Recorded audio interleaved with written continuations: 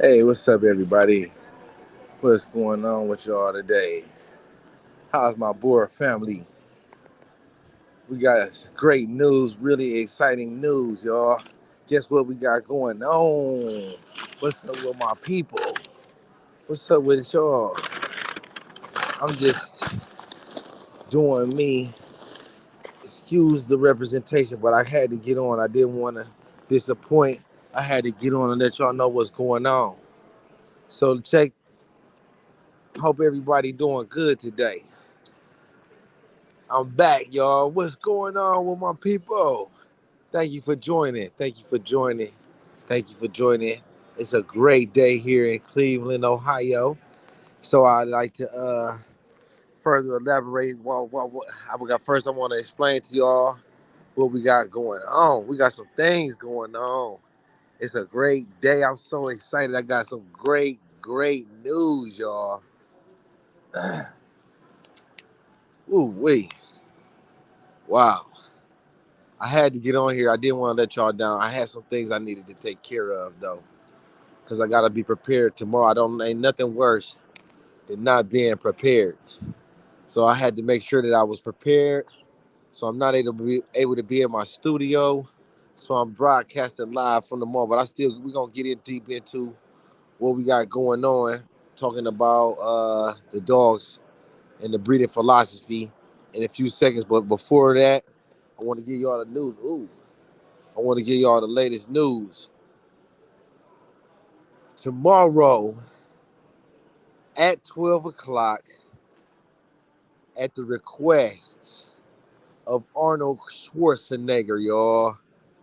Arnold Schwarzenegger said, "Bring the Boerboels down to the classical Arnold Classic in Columbus, y'all. We're gonna put them on display, and he want to see what they can do. He hear all the talk. He hear all the talk.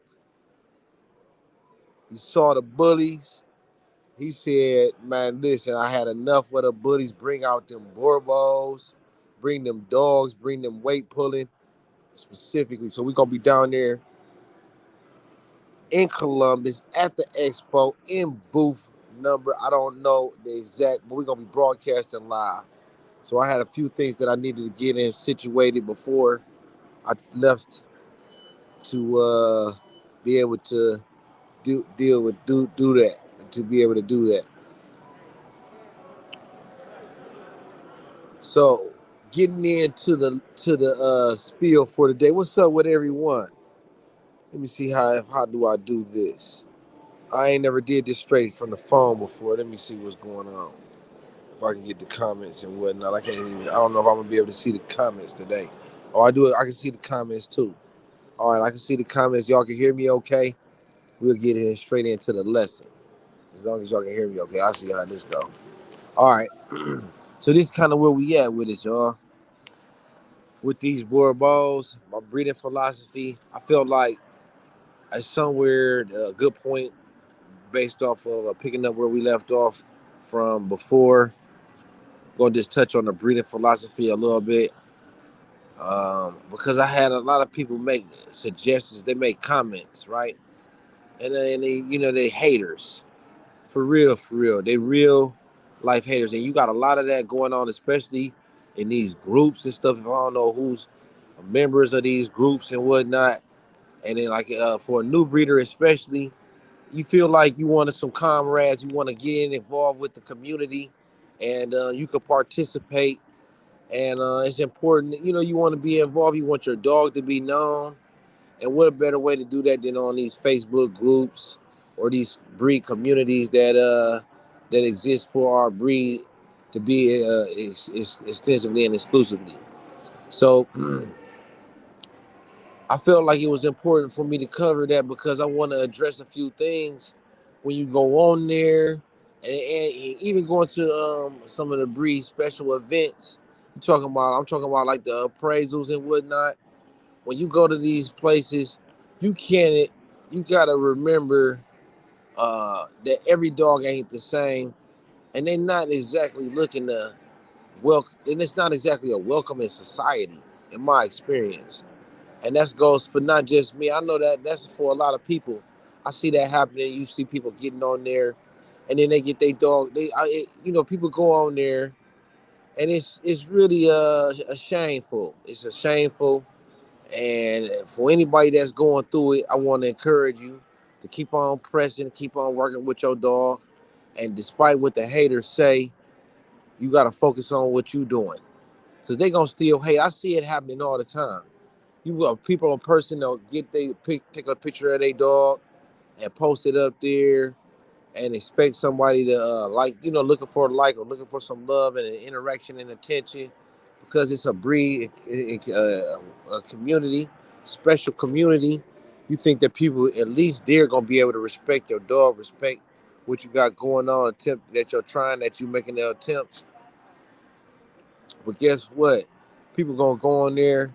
It's people that is just got their dogs and they are not happy with their dogs, or they not happy for whatever reason, and they'll try to tear your dog down to smithereens. And I go through it a lot. You know what I'm saying? And it's like, man, come on. You really need to find something to focus on other than things that don't matter. You focus on things like the dog's bite or the dog's pass turns, and what you're no dog is gonna be perfect. And if you're looking at your dogs from a breeder's eye, anything can be addressed through your selection. What's going on, young man? Just staring at the man. Yeah. So I felt like it was important for me to speak up on that, because it's happened to me before. Even going to the appraisals, you can't expect, no matter how much work you put in with your dog, you have never done enough. You still going to continue to work with your dog, and you got to be able to believe in what you got going on. And that's why it takes a whole lot of research and development. You don't want to just jump out there and jump into the game without having a good understanding of what you're trying to do, what your goals is, with your dogs, and what you're trying to accomplish. Because you got to have some kind of direction. It can be as simple as the colors. Try to create the colors. What are you trying to create? And you need to make sure that it's within reach, and you gotta address it as something like a science experiment. In my experience, that's the best way for you to make advance and make progress. It's a shame that I have to even address this, and it ain't like I'm trying to put nobody out there or nothing like that. I ain't trying to criticize nobody or nothing like that. I'm always looking to bring people up and uplift and inspire. And then I see this happening a lot, and I see it especially with somebody new that's fresh legs on the scene, fresh face on the scene, a fresh dog on the scene. And then what happens is they get out there and they're excited to do something with their dog, and they're gonna go ahead and post their dog up. I was that guy. That's how I know for a fact that it happened. That's how I know for a fact that it happens. And I was that guy. I went on these groups. I went to these appraisals, and it's gonna be interesting to see how they appraise these dogs coming up. They just made the announcement, and then we're gonna show up at the appraisal because we got all of the tools to get a full documentation of the situation. We're gonna be able to see how they breaking these dogs down for real, for real. And I feel like a better method. I'm gonna put it to the test too, because what we got going on tomorrow, we inviting a gang of dogs out. Matter of fact, because like how I feel at the end of the day is I put my dogs up against any dogs in the world, the Boerboels, and I feel that strongly about them because of all of the effort that I'm putting into them. And I really feel like they really do exactly what they're supposed to do. And I ain't saying it's not dogs that's better than mine out there. I just said, well, I'm willing to go up against any dogs. I feel I'll stand up with mine against any in the world, and it's gonna be an example, a possibility for us to put the dogs on display at the Arnold Schwarzenegger. So if anybody want to pull up and see us down there, face off and stack off down there at the Arnold Schwarzenegger. I know it's last minute, and I just found out yesterday. But hey, you make it happen. You don't make excuses. We gonna get down there and make it work. So I'm making adjustments, and it's an opportunity. And I ain't gonna be one of them dudes that sit back making excuses, talk about, well, Arnold Schwarzenegger came, and I would have been ready if it wasn't for the last minute notice. You know what I'm saying? I'm ready at the go at the drop of a hat, and that's part of putting in work every single day. You don't never miss a day. You don't never have to be trying to catch up. You understand? And then I don't even I'm in getting it in Friday nights, Saturday nights, late deep into the morning where everybody else kicking it and going out doing and hanging out. So that's how I feel about what I got going on. And so it gives me confidence. Preparation breeds confidence. And that's all this really about. I feel like it's important for me to let y'all know it ain't about being arrogant or nothing like that. I ain't trying to say that I'm the best, but I do try very hard, and that make it hard to beat. Giving it your all every single day, every single chance that you get. I want to make sure that that's something that I'm consistently gonna be screaming from the top to the day till I take my last breath. We gotta be doing everything that we could possibly do to make the best out of these situations that we facing with. So with this Boerboel thing, I think it's with the breeding philosophies. You see a lot of people chasing line breeding with the dogs, right? And I think that that's a big failure. That's a big failure within the breeding philosophy and an understanding of modern genetics, the way that we arrive with all of these purebred disasters is through this tight line breeding. And I see it's happening more and more in the USA. Our forefathers in the Boerboel breed, the ones that are the originators of the breed, they used the dogs that had the most value to their purpose, right? And it's some I'm up at the mall. I got some things I'm getting situated before the thing. There's some dogs walking around here. And I wish one of them is a police dog. I ask them if this dog, or what somebody told me, if this dog didn't have the pasterns wasn't standing up right, right? Or somebody said something to me about my dog. Your pasterns ain't standing up right. What I would say to him is,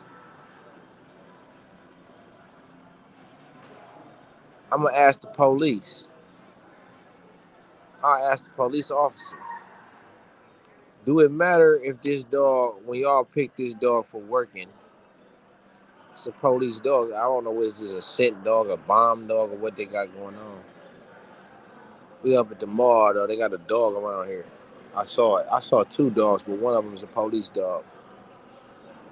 I'll ask him though. I wanted to ask him since I was here.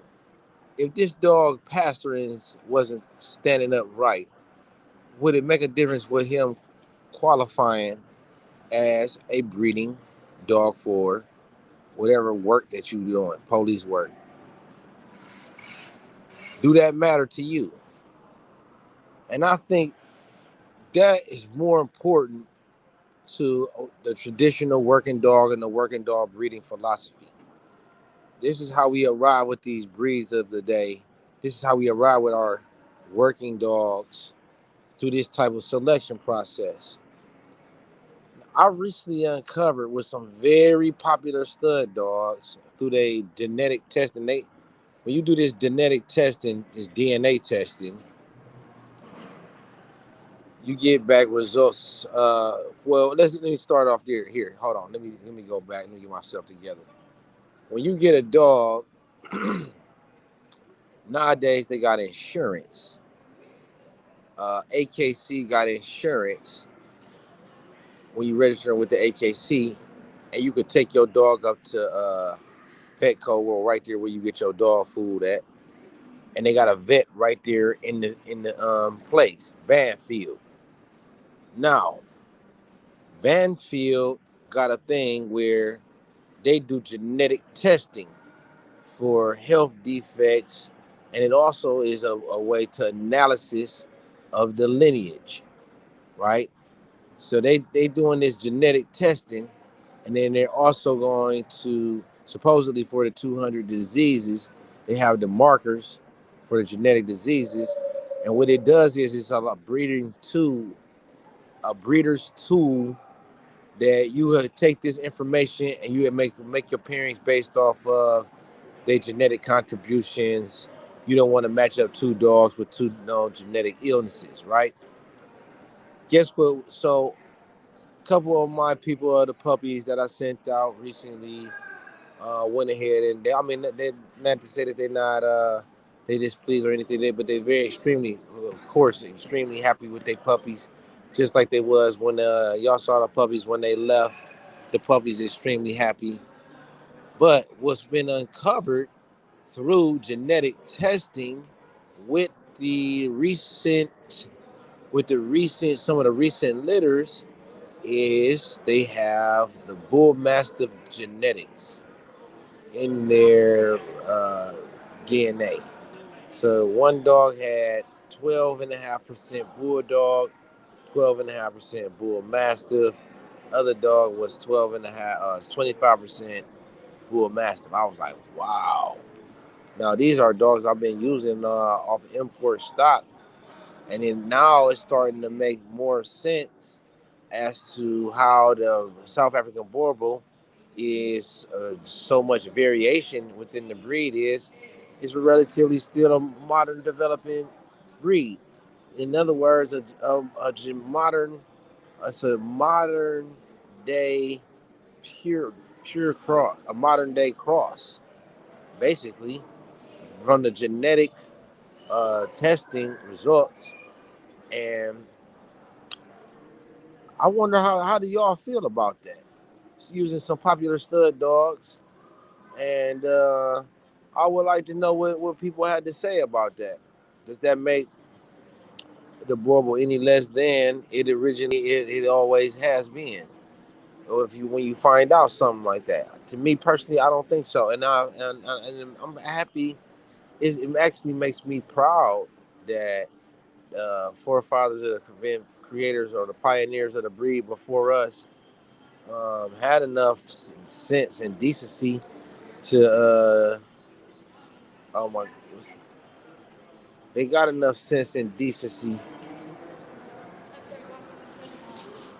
to include dogs that they thought would be valuable, and for whatever I would imagine if they thought that this dog, whatever dog that they included, was worthy of breeding to, I would imagine that it would be a really nice dog, a superior dog, one of the higher quality. If you breed dogs, you're not gonna take a dog. If you try a dog and it has something of qualities that made the dog a better dog for breeding. And if you look at the bloodlines of the dogs that we've been using, if you look at the dogs at the results of the puppies, with the genetics, you see that the dogs is relatively unrelated. And if you look at the history of the dogs and the way that they've been bred in this breed, I don't see a very close line breedings. I don't see a whole lot of strong, close breedings from the dogs that are legend of note.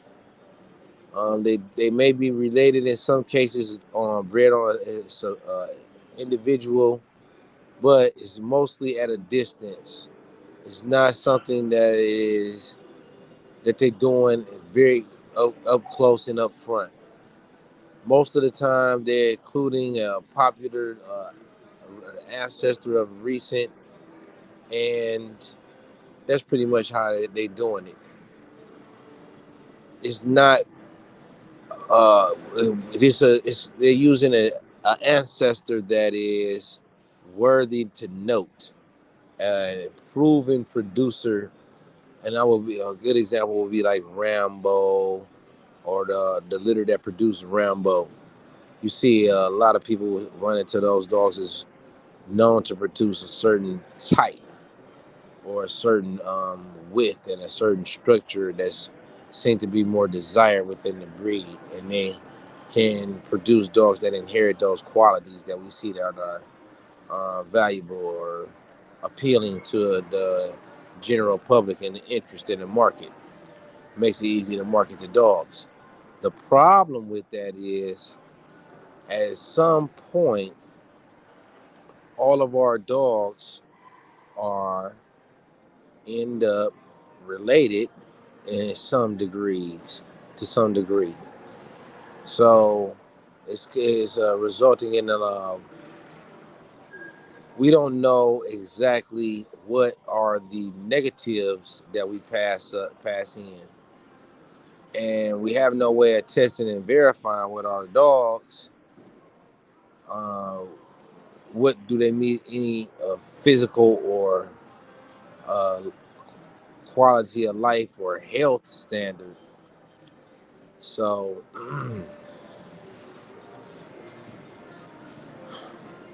I don't think that it's a good idea. You have no reason to really justify close breedings like that.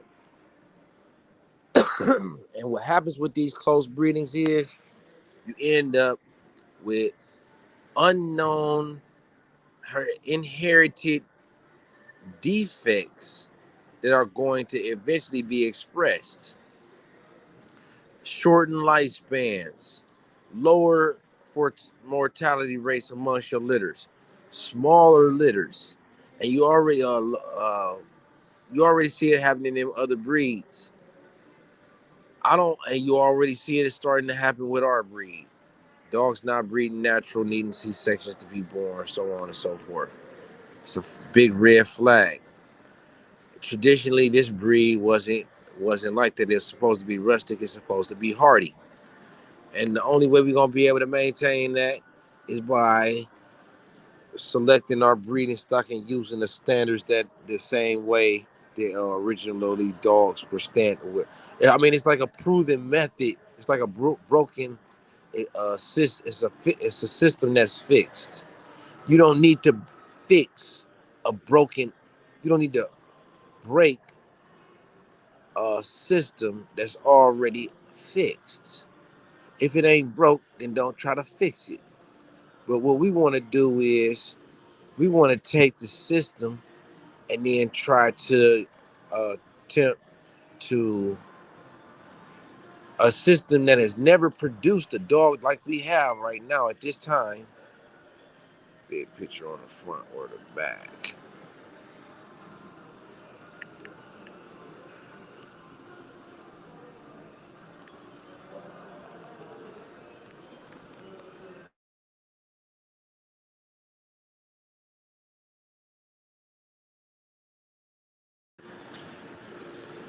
So, like I was saying though, with the system, most definitely, I know many breeders in Detroit. I love the breeders in Detroit. What I was saying though, with the breeding philosophy is you just have to take your time, take take notes, be aware with your selections. Don't try to inbreed too tight. I don't understand why people be so excited to do that, run and do that with a breed that has not been designed that way. We quick to run and want to run with the and take our dog system that has never produced a dog of this level or this quality, and then we're going to apply our system that never has produced that type of quality of a dog before, And then we're gonna put that system, that's the system that we're gonna use to start breeding the dogs. And that's the system that we're gonna start using to evaluate the dogs. It just don't make sense. This is the style we're gonna start to do. And then expect with the expectation that we're going to produce the same kind of dogs. We're not gonna produce the same kind of dogs. The kind of dogs that we are gonna produce is the kind of dogs that we done seen already. We're gonna see more of the same of what we already have done. It don't make sense. Health issues, mutated, pushed in faces, chest, stupid, dumb, wide chest, elbows hanging out, breathing issues, heart attacks. All that stuff is already happening. All that stuff is already happening. Dog can't get out the truck. He's sweating. Gotta carry a water cup bucket with you, a bowl for water when you take the dog to make a move. That ain't no working dog. That ain't a dog that's supposed to be able to take in the out South African heat. Hey, I had to give y'all some. I'm gonna give y'all some more tomorrow because we're gonna be live at the Arnold Schwarzenegger Classic, and we're gonna have some dogs facing off. And if anybody want to bring their dog down there and they want to smoke with any dog that I got, and they don't want to prove me wrong, make me look foolish, make me look foolish. I know some haters out there, and I ain't mad at y'all haters. I appreciate y'all because y'all motivate me and inspirate me to greatness, and that makes me go even harder. And that's what has made me arrive to where I am today. Every time y'all try to deny, kick me down, I look at it as a battle scar and a battle won. I'm battle tested. I'm ready to go. If anybody wants smoke with us down there at the thing, we gonna be down there at the appraisal. I mean, at the we'll go to the appraisal too. We gonna be down there at the Arnold Classic, and we gonna be talking a whole lot about working dogs out, putting on fitness, how you get them muscled up. That's what means something to us. Having the most muscled up dogs ever in the breed. If anybody wants smoke, and I'm not trying to be cocky or nothing like that. I'm just, and I mean, I ain't got nothing against nobody. I don't want to make sure that that's being said. I ain't got nothing against nobody, and I ain't, and I mean this because I think breeders, we need to work together and try to be more inclusive with one another. If it's a fire dog and it's quality dog, I feel like that is a valuable dog in terms of what it can contribute to our program. Then I'm not opposed to using it. I don't do the politics. I don't say I don't like this person. I wouldn't use their dogs. If the dog is a quality, excuse me, real long day. If a dog is a quality, I think that we got to take it into consideration and at least consider the dogs and how does it pair up and match up with your female that's in heat. So let that always be your guidelines. Look at the dog in front of you before you start talking about paperwork and line breeding and type breeding and inbreeding. What is the dog in front of you? Strengths and weaknesses. What is he displaying that's obviously he could potentially pass on to his pups? That is more important than any bloodline or piece of paperwork. That's also all. Well, in the end of the day, we're gonna take all of that into consideration. On the last thing, I want to say something, y'all. I had so my dude had hit me up, asked me to come over and give him help out, and he uses bleach and ammonia mixed down on the ground for his puppies, and it burned my nose, it burned my nostrils, and it burned my eyes, y'all. So I want to make sure. It surprised me. I told him, man, that's why you're having breathing issues. My big homie, I can't tell him nothing. I said, bro, you gotta stop with this. And he yells at me. He yells at me. It's about life. That's life. So you ain't doing something right. That's for sure. That's for sure. My dude, The bleach and the ammonia, I say it makes a toxic gas that burns your nose, burns your mouth, and but surprisingly, the dogs responded. The dogs responded. They're used to it. They sniffed it. They had shook it off. They sniffed it a little bit, but then they actually got comfortable with it. So I want another thing that I want to address with y'all. Change the dog's water.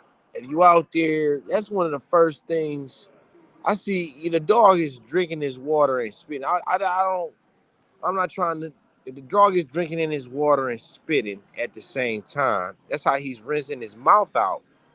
So if you got a dog's water bottle, don't water bucket, and you keeping them in a kennel setup. That's why I don't believe in the kennel setup, because it tends to lend to laziness. People are getting the habit of throwing the food over the top and then just throwing the water down or shooting some water in right on top. And what really needs to happen with the dog is you gotta dump that water bucket out and all that straw and stuff. You gotta dump that out. I went over my friend's house and he told me to check him out. And without me saying nothing, I'm not trying to put nobody on blast. Hey man, I'm happy to help. And I looked at my bros. I'm looking all around. I say, bro, you gotta get your water. You gotta get you some water down. And he said, oh yeah, there is this water already down. I said, where? He said, right there. I looked down at the water. I said, what? Man, I thought that was a oil pan. The water, I thought that was from it looked like car oil from a changed car. Now, look, y'all, throw that water out of your dog's water bucket and rinse it out and get the dog every day some fresh water. That will help him with his digestion.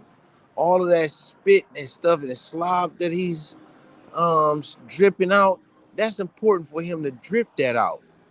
That's important for him to, when you see the dog going like, and water going in and out his mouth, and you see all of that stuff splashing out the dog's mouth. That's not what that's meant to rinse out the dog's mouth, not drink down. It ain't supposed to get drinking. Throw that straw out of your dog's water bowl and throw the water. If it's got green, takes your hand and wash the bowl out, y'all. Simple little things like that improve your dog's quality of life. And then also it make it look like it shows that you're care and willing to do little things for your dog comfort. Just some tips. Cause if the dog man come and he gonna take what he gonna do is somebody could be looking over. You don't never know. It's always eyes on you. You never know who hating to look at bring you down. Somebody could be seeing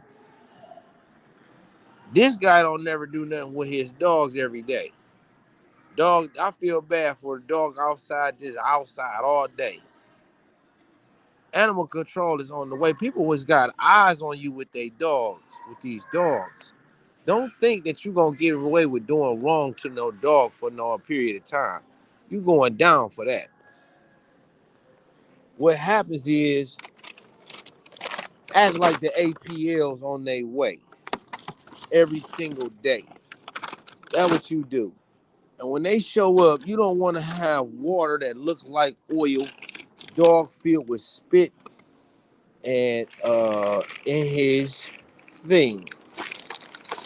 I appreciate y'all. I hope that y'all have walked away with something today. I'm doing my best as always. And I'm gonna try to give you more even next time. Look, tomorrow it's going down. I'm so excited. I breathed that. I tried to do that job in a hurry, and I inhaled a bunch of ammonia bleach, trying to help people